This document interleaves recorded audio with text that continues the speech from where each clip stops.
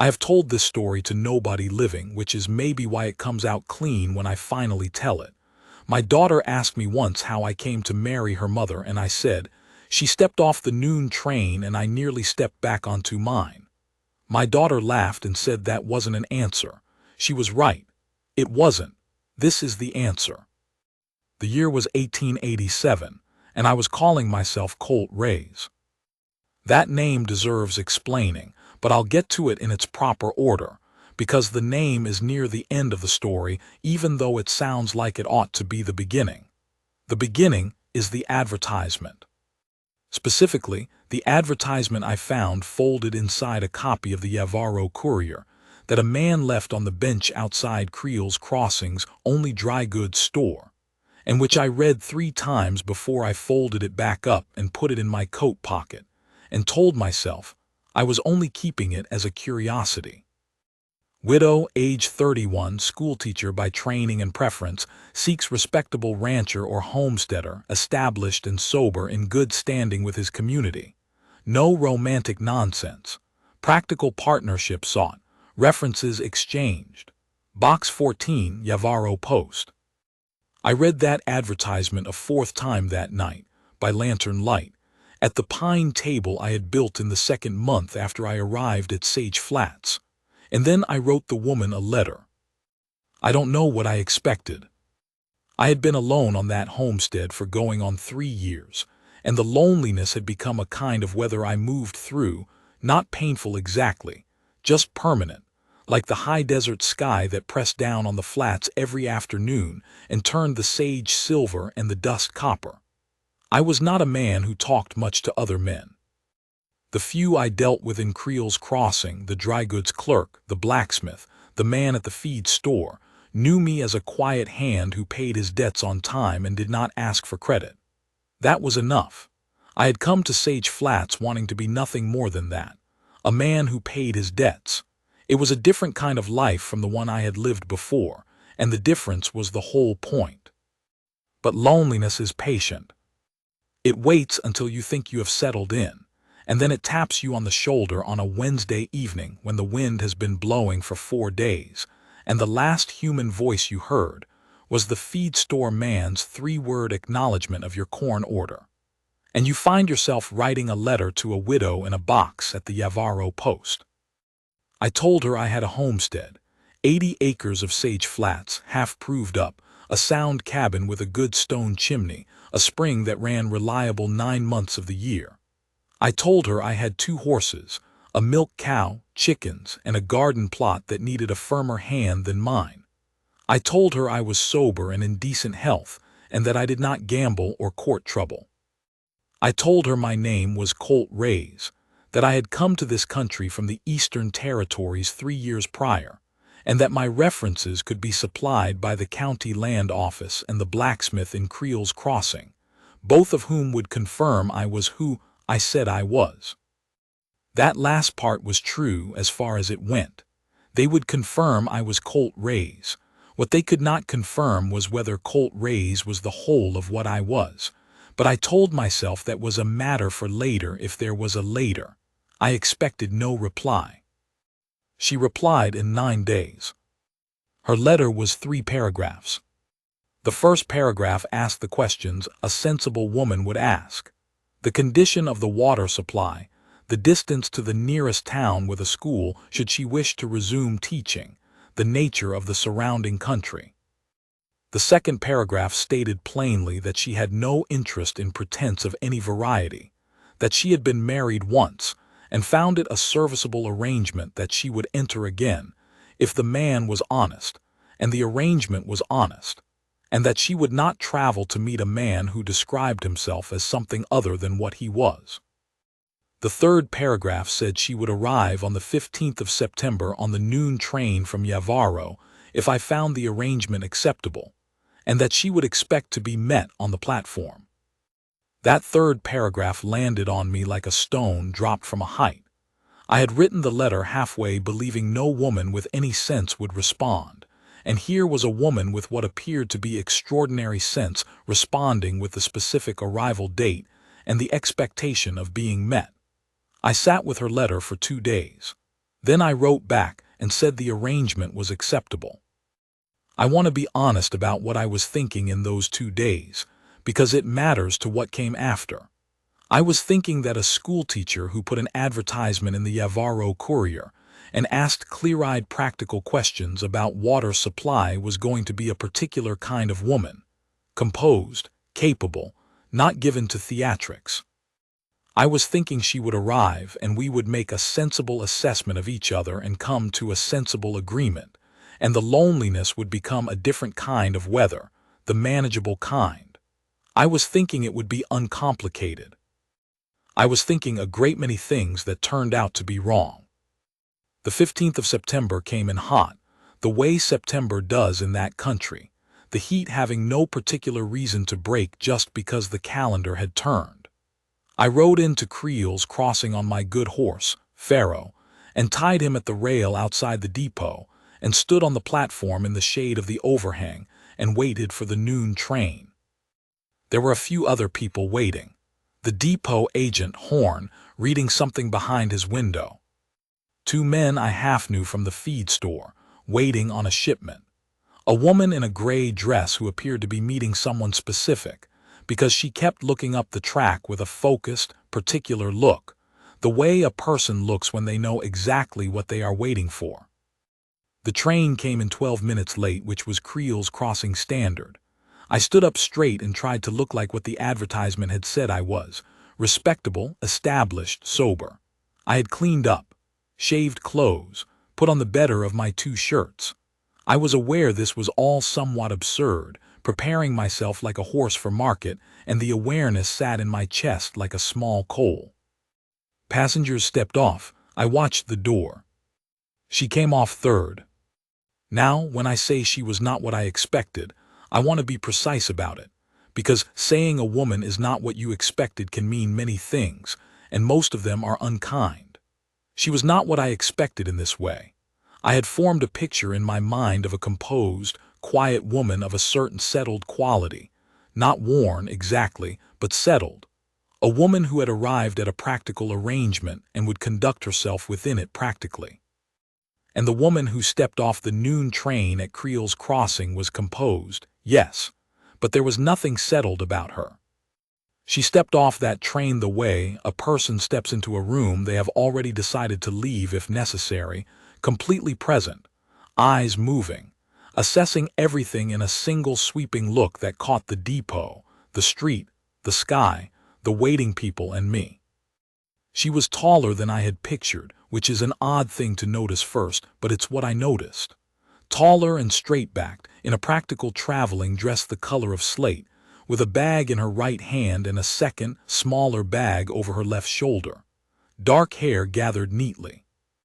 Brown eyes that, when they found me on the platform, and they found me quickly, before I had decided whether to step forward or wait, held an expression I could not read for the first second and then could.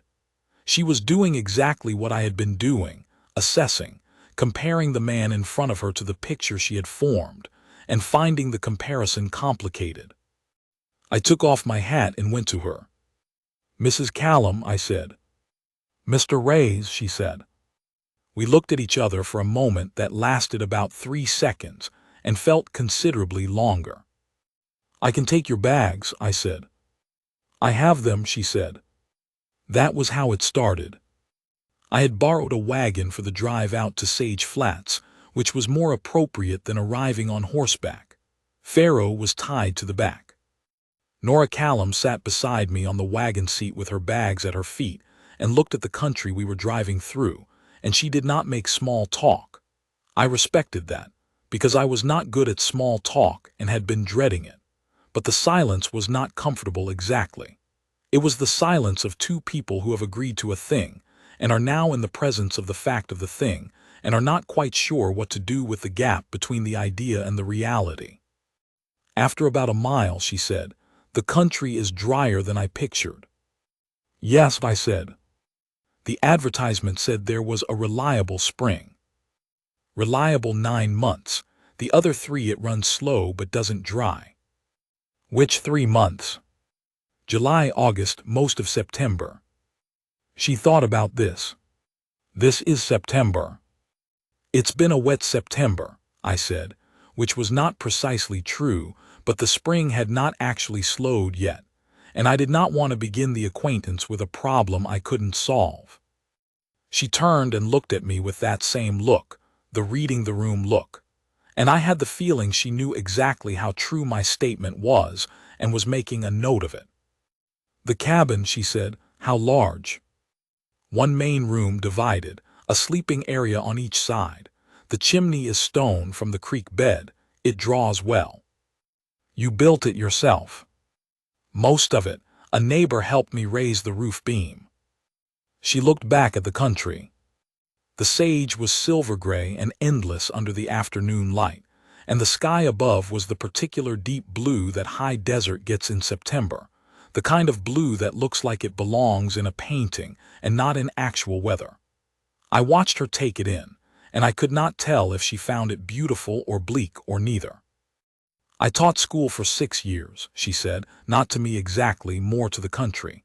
In Missouri. After my husband died, I taught 2 more years, and then the county board replaced me with a man they said was better qualified. He was not better qualified, but he was a man, so the qualification was sufficient. I didn't say anything. There was nothing to say to that wouldn't sound either naive or false. I'm telling you this, she said, so you understand I am not a woman who arrived here because she had no other options. I had options. I considered them. This is the one I chose. All right, I said. I am telling you this because I suspect you may have formed a picture of the woman who would answer that advertisement, and I would prefer you to have the correct picture from the beginning. I looked at the road ahead. I suspect you may have formed a picture of the man who would place an advertisement, I said, and I would prefer the same. She was quiet for a moment. Then she said, fair enough. We drove the rest of the way to Sage Flats in a silence that was, if not comfortable, at least honest. The cabin looked better than usual in the afternoon light, I'll give it that. I had cleaned it 2 days before, swept the packed dirt floor and whitewashed the interior walls for the first time since I'd built them, hung a piece of salvaged glass in the south window, so there was actual light instead of just the oiled paper I'd been using for 3 years. I had put together what I thought was a reasonable sleeping arrangement. The main room divided by a length of canvas hung from a crossbeam, her side with the proper rope bed and the better blankets, my side with the bedroll I'd been using for a decade.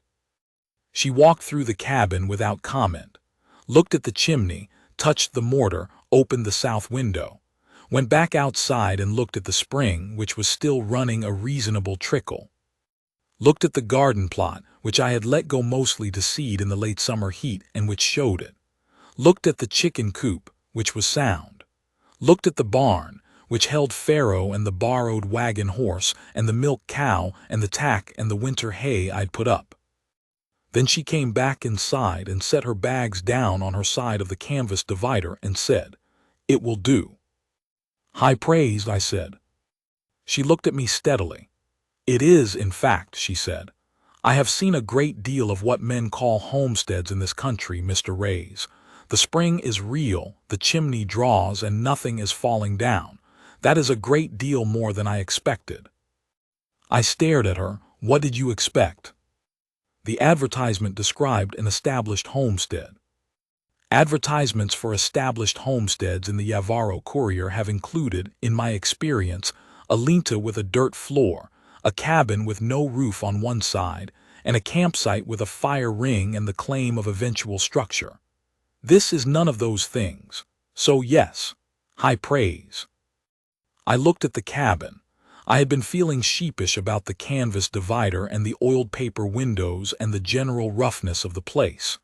Now I felt something different, not exactly pride, but the beginning of something like it. "The window used to be oiled paper," I admitted. "I noticed the glass was new," she said. "Thank you for that." I didn't know what to do with being thanked for a window, so I went to start a fire for supper. The first 3 days were a kind of negotiation. the terms of which were never stated aloud but were perfectly clear to both of us. We were discovering whether the arrangement would work. Not romantically, that question was not yet on the table, and I was not foolish enough to put it there. The question was more basic. Could two people who did not know each other, and had come to an arrangement on paper, actually occupy the same small cabin on 80 acres of high desert, without the whole thing becoming intolerable? She cooked better than I did, which became clear on the first morning. She did not make a production of it. She simply looked at what I had in the food stores, reorganized the arrangement of the shelves in a way that made obvious sense and that I had somehow never thought of, and produced a breakfast that was better than anything I had cooked for myself in 3 years. I said so. She said the cornmeal needed to be kept sealed against the mice, and we moved on. She went after the garden the second morning with a purpose that was impressive and a little alarming. There was not much growing season left, but she identified what was still salvageable: the late squash, the dry beans, some root vegetables I hadn't properly hilled, and worked through the morning with a methodical efficiency that reminded me of the way a good horse works, not showy, just effective, covering the ground. I worked the other end of the garden, and we did not talk much, but the quiet was different from the first day's quiet. It had settled into something closer to the comfortable kind. In the afternoons she read. She had brought 3 books in the smaller bag, which struck me as the act of a person who thought seriously about what she would need. I had 1 book on the property, a crack-spine almanac from 1884, and I had read it so many times I had certain passages memorized. In the evenings, I found that she played cribbage. This discovery happened because I found a deck of cards in my coat pocket. I'd had them for years, played solitaire in the winters, and she asked if I knew any 2-hand games, and I taught her cribbage, and she beat me thoroughly the 3rd night running, and her expression when she counted out her winning hand was the first time I saw her look genuinely pleased about something. "You've played before," I said. "Never," she said, "but the scoring is logical once you understand it." "I've been playing for 15 years, I said. "You've been playing alone for 15 years, she said. "That's different." I thought about that. It was true. I had always played solitaire, not against another person. You could develop habits playing solitaire that a real opponent would punish. Nora Callum, apparently, was a real opponent. "I'll learn," I said. "Yes," she agreed, in a tone that suggested she had some doubt about the timeline but was prepared to be patient. That was the 3rd evening, and it was the 3rd evening, after the cribbage and before we banked the fire, that she said the thing that split the arrangement open. She was putting the cards away, and she said without looking up, "Who is Cole?" I felt the word go through me like a cold key turning in a lock. "Pardon," I said. "Cole," she looked up then. "The blacksmith Donahue, is it? Called you Cole when we passed through Creel's Crossing yesterday. You were buying the hinge hardware. He said, 'Cole, I've got the iron you're put on order.' You didn't correct him. You said thank you and paid for it." I had forgotten that. I went there twice a month for one thing or another, and Donahue had known me first, before I settled into Colt with everyone else, and he still sometimes slipped. I had been in the habit of not correcting him, because the difference between the names seemed small enough not to matter. It was not small enough not to matter. "It's a shortening," I said. "Not a lie exactly, not the truth." Nora Callum put the deck of cards on the table and folded her hands on top of them, and looked at me with the same expression she had used on the platform. The one that was reading the room. The one I had learned in 3 days meant she was deciding how much she was going to push. She pushed. "Mr. Reyes," she said, "I told you at the beginning that I am not a woman who arrived here because she had no other options. I want to add to that. I am not a woman who will be managed. I have been managed by school boards, by committees, by the general assumption of men who knew less than I did but held more authority. I find it disagreeable. I would prefer in this arrangement not to be managed. If there is something worth telling me, I would rather you told me." The fire crackled. Outside, the September wind had come up, moving through the sage with its dry, particular sound, the sound that had been the primary company on these flats for 3 years. I looked at the fire for a long moment. Then I said, "My name is Cole Reardon." I told her all of it. I had not told it to anyone in 3 years, and the telling came out rough in places, the way something does when it's been stored too long in a shape it wasn't meant to hold. I had been a partner in a freight operation in the Eastern Territories, a legitimate operation, or what I believed to be a legitimate operation. I was 28, working for a man named Harlan Cross, hauling goods between 3 settlements on a circuit that took 10 days out and 10 days back. I was good at the work, and I trusted Harlan Cross the way you trust a man who pays on time and treats his animals well, because those 2 things together seemed to me sufficient evidence of character. I was wrong about that. They were evidence of pragmatism, not character. What Harlan Cross was doing with the operation, alongside the legitimate freight, running it through the same wagons on the same circuit, I did not know in full until a federal marshal named Tate came to me with a ledger that had my signature on 18 of its pages. The ledger documented the movement of contraband, nothing violent, but illegal and profitable and systematic, and my signature was on it because I had been signing freight manifests for 3 years without reading them in full detail, which is a thing a man does when he trusts the man handing him the manifests. Marshal Tate was not unreasonable. He was also not lenient. The case against Harlan Cross was solid and went to trial, and Cross received his sentence. My name was in the ledger too many times for the territory to simply set me aside. The marshal gave me a choice that was not really a choice. Cooperate fully, which I did, provide testimony, which I did, and then leave the territory and not return, which I also did. I was not convicted. I was also not cleared. I was something in between, which is a worse thing to be than either, because the men who were convicted had the record closed on them eventually, and I had a name attached to a scandal in a territory where I had thought I was building something, and no way to close it. I came west. I came a long way west, farther than I had planned, and I stopped at Sage Flats because the land office had 80 unclaimed acres, and I had enough money to begin a claim and nothing behind me I wanted to carry further. I filed under Cole Reardon, which was my real name, and told the land office man my history when he asked where I'd come from, and he looked at me with the expression of a man who has heard 100 such histories and found them all more or less the same, a man trying to start over. He recorded my name and gave me my filing papers. But Colt Ray's was what I told anyone who asked. Colt Ray's had no history. Colt Ray's had come from no particular place and had no particular past and was building a homestead on Sage Flats and minding his own business. The name was close enough that I answered to it without thinking, most of the time. It was only Donahue at the blacksmith shop, who had known me in the first days before I was fully settled into the other name, who still sometimes used the true one. I told Nora Callum all of this.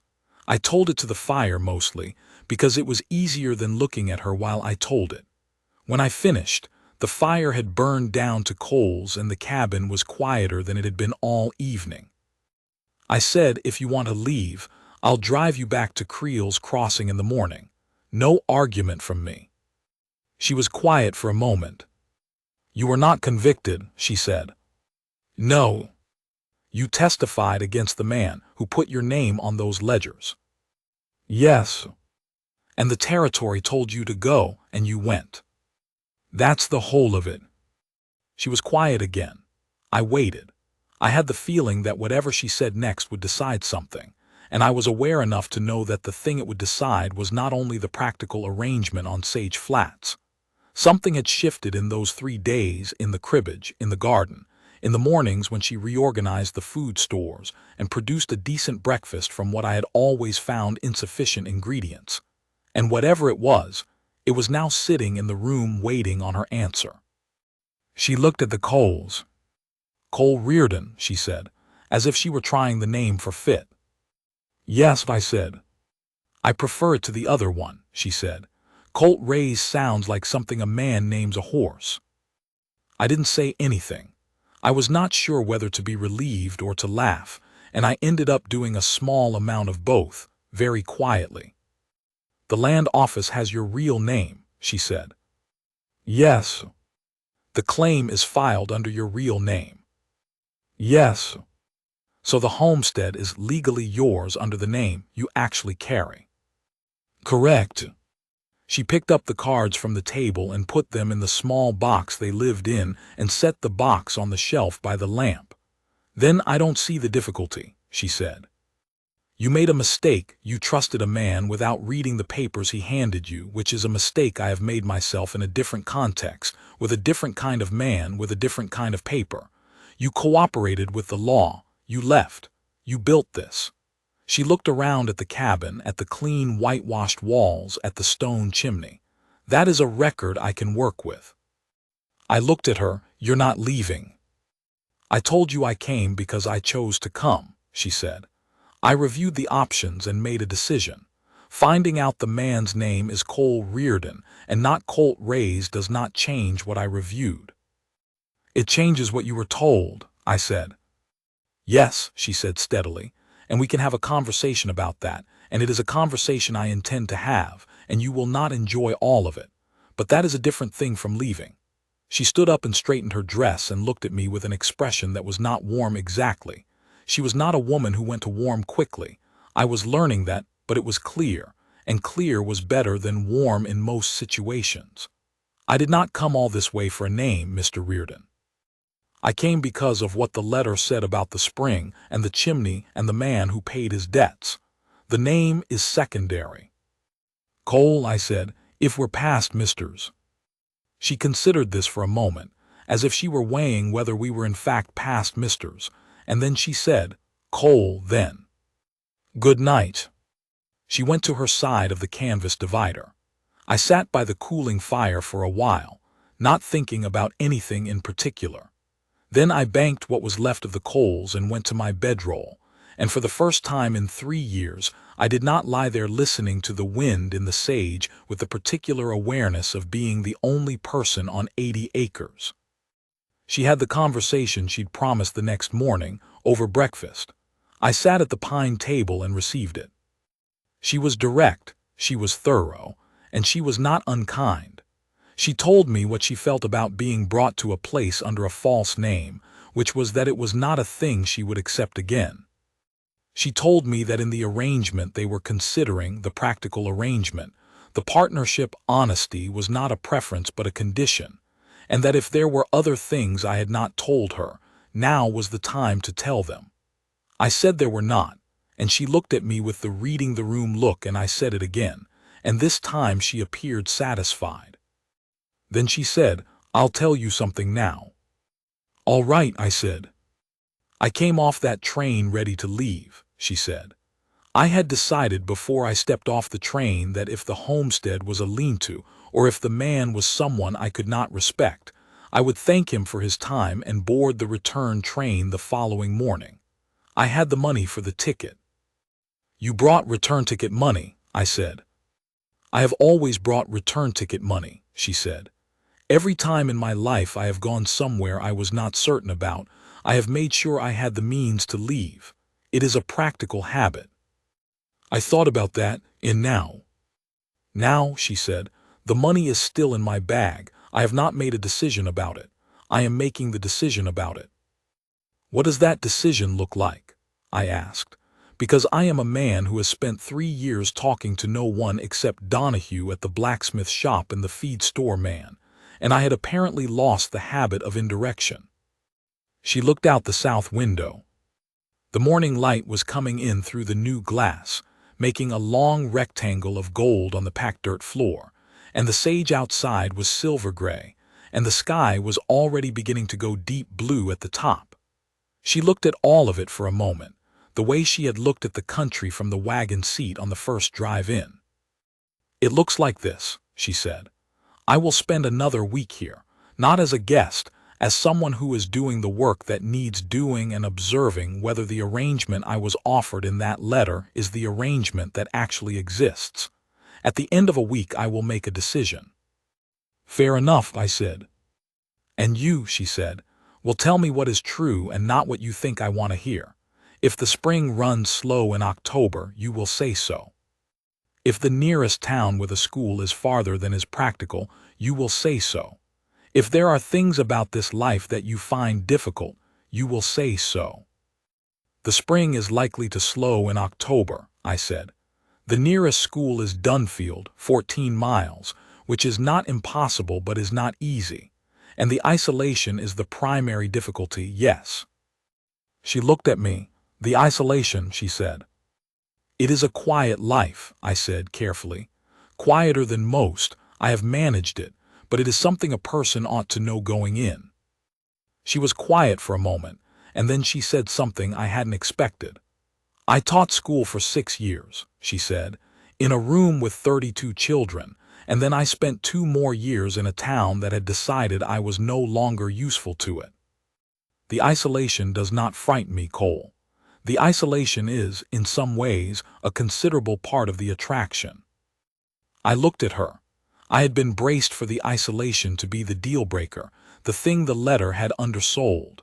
I had not considered that it might be a point in the homestead's favor. "All right," I said. "All right," she said. We finished breakfast and went back to work. The week she had given herself became something else before it was done. I am not going to say it became something romantic, because that word doesn't fit Nora Callum the way she was in those days. She was practical and observant and wry in a way that could startle you, and romance wasn't the frame she moved in. But something was happening, and we both knew it, and we did not discuss it because the work was more present than the feeling, and the work kept us honest. She took over the food stores entirely, which I was glad of. She found 3 inefficiencies in the way I had been storing the root cellar and fixed them in an afternoon, and the root cellar after her intervention was visibly and logically superior to the root cellar before it, which I told her, and she said she would take credit for the logic, but the physical labor of moving the crates should be credited equally. I said the crates were heavy, and she said she was aware of that. She had moved them. She found a problem with the chimney, a hairline crack in the mortar on the 3rd flue stone that I had somehow missed, and pointed it out, and we repaired it together over a morning. She mixing mortar and me on the ladder, and the 2 of us talking through the whole repair in a practical way that was, I realized afterward, the longest sustained conversation I had had with another person in 3 years. It covered the chimney, and the winter wood supply, and the best way to store the dry beans, and whether the south window had enough light for indoor seedling starts in February, and my milk cow's tendency to be contrary at morning milking, and whether Pharaoh was getting enough grain for the work he was doing. We talked around each other and talked across each other and occasionally talked past each other, and once or twice we disagreed. About the bean storage specifically, which I had been doing one way and she wanted to do differently, and we went back and forth on it with some heat until she showed me her reasoning and I conceded it was correct, and she said she appreciated the concession without making me feel reduced by it. At night we played cribbage.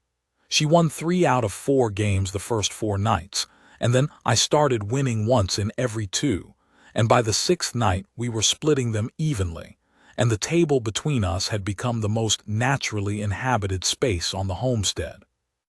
On the 6th evening, toward the end of the 2nd game, she said, without apparent transition, "My husband was a good man." I waited. "He was steady and honest and he treated me well," she said, counting out her hand. "We had 7 years. He died of a fever in the 3rd year of a drought that took most of what we'd built. I spent 2 years after that putting the pieces back, and then the school board replaced me." She laid down her hand and counted. 15-2, 15-4, and a pair for 6. 15-2, 15-4, 6 and 8, I said, laying down my hand. "I'm sorry about your husband." "Thank you," she said. "I am telling you this because you have told me the important thing about yourself, and I think it is only fair that I tell you the important thing about me. The important thing, I said, is that you have been through losses that were not your fault and came out of them still standing. She looked up at me.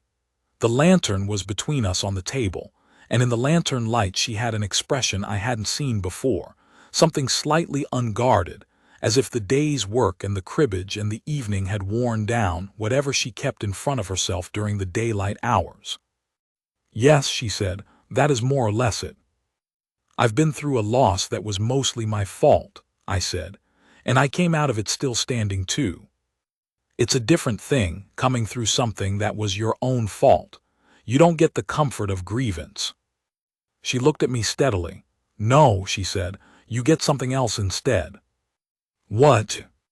The understanding that you survived your own worst mistake, she said, which is a different kind of standing, sturdier sometimes. I sat with that. Outside the wind had shifted, come around from the north, bringing the first genuine edge of coming autumn with it. The sage would be gone silver with the first frost, and the flats would go quiet in a different way, not the high summer quiet of heat, but the winter quiet of cold, still and deep. I have been building this homestead for 3 years, I said, and I have been building it as though it were something I was doing penance for. She waited. I'm saying I have been living on this land as if I didn't deserve to be on it, I said. And I have been useful on it, and I have worked it honestly, and I have paid what I owed. But I have been living in it like a man who expects to be turned out eventually, like a man who keeps the return ticket money in the bag. She was quiet for a moment, then she said, and now? I looked at her. In 3 years, the most personal thing I had said to another human being was giving Marshall Tate my full account of Harlan Cross's operation, which I had given as testimony rather than as anything like this. What I was saying now was something different. It felt like something different. Now, I said, I am less sure that I will be turned out. She looked down at the cards and then looked back up at me. Cole Reardon, she said, I came off that train with return ticket money in my bag, and I have told you what that means. But I have not put the bag back on my shoulder. I believe that is also something. I nodded. It was something. It was a considerable amount of something. One more hand, I said. One more hand, she agreed. I won it for what it's worth. I don't think that was her plan, but the cards ran the way they ran, and she counted out my winning hand without complaint and said the cards had been correct and she would adjust. On the morning of the 8th day, she had given herself a week, but the week had slipped by a day, which I had noted and not mentioned. She came to breakfast with the smaller bag over her left shoulder. The bottom dropped out of my chest.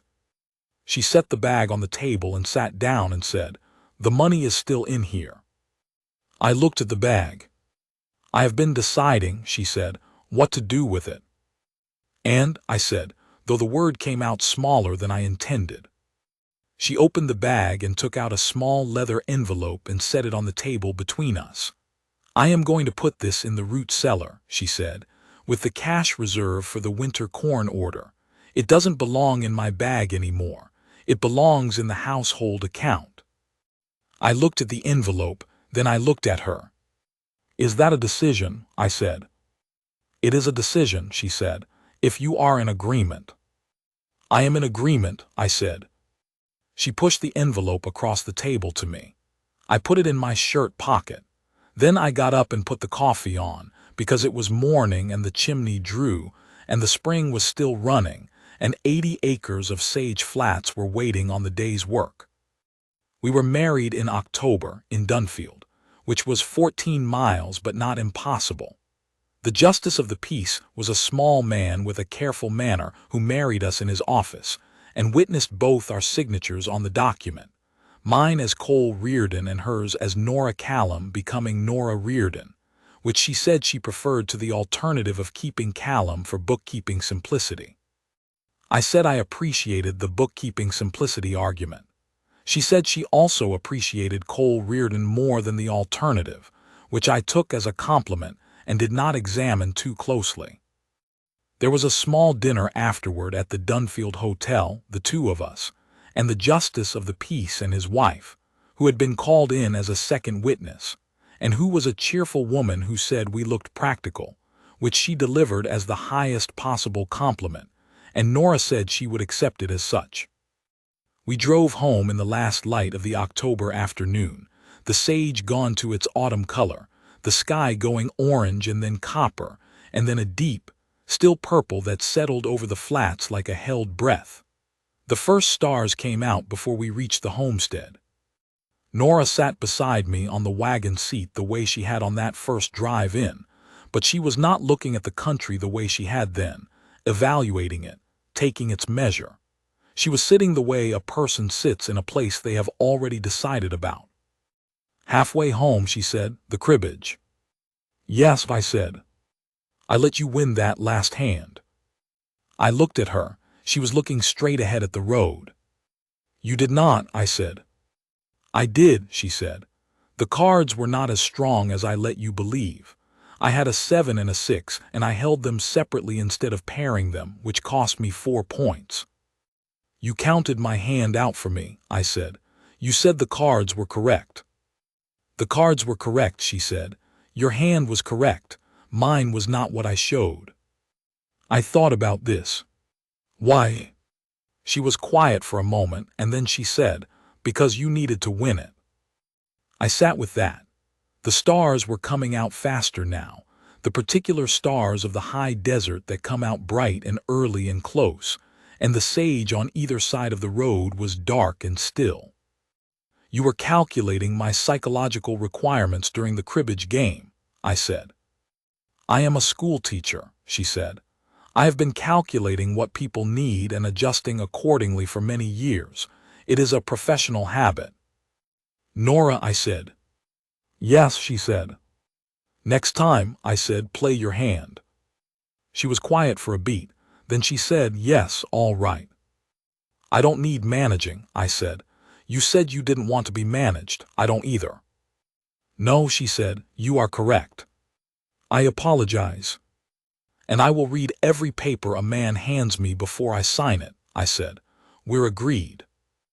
I heard the very small sound of her laugh, the one she kept controlled, that I had learned in 8 days was the real laugh, not the polite smile but the genuine sound. "We are agreed," she said. We drove the last miles to Sage Flats in a quiet that was, at last, the comfortable kind. What happened after is the longer story, the one that takes more than a winter or a year to tell. The chimney held. The spring ran reliable the 9 months it was supposed to, and the other 3 it ran slower, but it ran. The garden improved considerably under Nora's management, and by the following spring she had set up a seedling operation in the south window that produced more plants than we could use, and which she sold to 3 other homesteaders at a price she set with the same decisive practicality she applied to everything else. She wrote to the Dunfield School Board in November and told them she was available. The board wrote back and said they had a teacher. She wrote back and said they had a man, which was different, and that she would be available at the beginning of the following term. The board wrote back a letter I was not supposed to read but did, which said the board would take the matter under advisement. Nora filed the letter and wrote them again in January. They hired her in February, starting the following September. She taught at Dunfield for 11 years, 14 miles out and 14 miles back, and she did not complain about the distance, though I offered twice to build closer to town and she declined both times. "We are building here," she said. "I will ride the distance." She was a better cribbage player than me, and I had known it from the second night and had been catching up ever since. By the second winter we were genuinely matched, and by the third I was winning more than I lost, and by the 5th she was winning more than she lost again, because she had been watching me catch up and had been making adjustments. We played every evening of every winter on Sage Flats for longer than I am going to count out here, because the count doesn't matter and the evenings do. I went to see Marshall Tate once, 3 years after Nora and I were married. She said I should, and so I went. Tate was older and his hair had gone mostly white, and he met me in his office and listened while I told him what I had built in the years since. He said the case was closed and had been, and that my record in the territory was what it was and would not be changed, but that a man's record and his life were different things, which was, coming from a marshal, about as much as I could ask. He shook my hand when I left. I drove back to Sage Flats and Nora asked how it went, and I said it went. She looked at my face and said, "Good," which was the right answer. My daughter was born in the autumn of the second year, and she had her mother's brown eyes and her mother's way of reading the room before she was 3 months old, and I told Nora this, and Nora said it was a coincidence. I did not press the point. She was the one I mentioned at the beginning, the daughter who asked me how I came to marry her mother, and who told me that she stepped off the noon train and I nearly stepped back onto mine, was not an answer. She is a school teacher now herself, in a town twice the size of Dunfield, and she has her mother's habit of arriving somewhere with the return ticket money already decided on and then very calmly not using it. I told her the whole story one evening the autumn after Nora died, and she sat across the table from me the way her mother had on those first cribbage evenings, and she listened the whole way through without speaking, and when I finished she was quiet for a long moment. Then she said, "She let you win that cribbage hand on purpose." "She admitted it," I said, "on the drive home from the wedding. And then she promised to play her real hand after that." "She did. Did she?" I thought about it. 11 years of teaching at Dunfield, 14 miles each way. The South Wind seedling operation that became a proper kitchen garden, that became a small nursery business, that became a reliable source of income in the dry years. The letter to the school board that she sent 3 times before they hired her. The way she had read the root cellar's inefficiencies on the first afternoon and fixed them without saying, "Look what I fixed," just fixed them and moved on. "Sometimes," I said, "and sometimes she still had the habits of a schoolteacher who has been calculating what people need, but she tried." My daughter smiled. It was her mother's smile, the real one, the controlled one. "And you," she said. "I read every paper a man hands me before I sign it," I said. "I have for 30 years. She was quiet for a moment.